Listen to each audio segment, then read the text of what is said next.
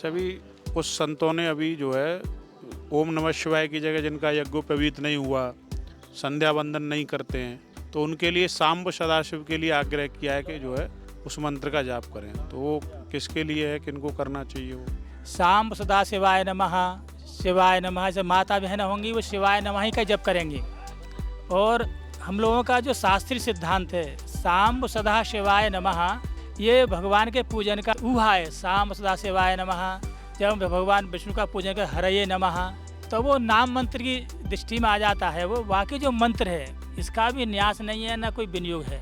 हमारा जो न्यास जो विनियोग है वो पंचाक्षर मंत्र का है। अन्य भी मंत्र हैं भगवान से संबंधित, किंतु ये भगवान की ऊहा है, ये भगवान की पूजा पद्धति में है, ये बाकी मंत्र नहीं है। शाम सदा शिवाय नमः नमस्कार है ये।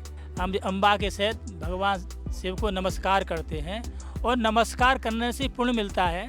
जब भगवान जो भीम को अहंकार हो गया ना, और हनुमान जी ने सोचा कि अहंकार हो जाएगा तो गड़बड़ है, तो वो द्रौपदी के लिए जो है पुष्प लेने जा रहे थे उत्तराखंड में, तो वृद्ध का रूप धारण करके जो है हनुमान जी बीच में लेट जाते हैं। और उन्होंने कहा कि भीम ने कि भाई अलग हटो, तो बोले कि नहीं, बूढ़ा हूँ, मुझे अलग हटा दे। तो बोले पूँछ तो कर लो ना, पूँछ ही हटा दे।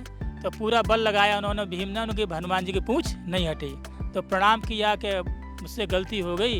तो उन्होंने वहीं ये नमस्कार किया है कि बल होमई नमस्कार मंत्र भरतर सव देवता ही प्रसादेन भक्तिया कुर्वन्त भरतर सव। हे लल्ला भीम, जहाँ तुम जा रहे हो वहाँ बोला दुर्गम स्थान है।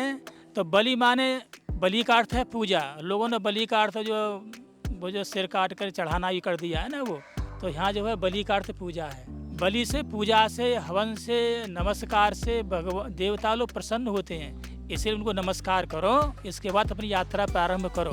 तो ये जो नमस्कारात्मक है, शाम सदा शिवाय नमः और श्री शिवाय नमस्तुभ्यम, हाँ ये नमस्कार है। तो नमस्कार से देवता प्रसन्न तो होंगे, किंतु मंत्र की श्रेणी में नहीं आएगा। इतना ही केवल बात है बस।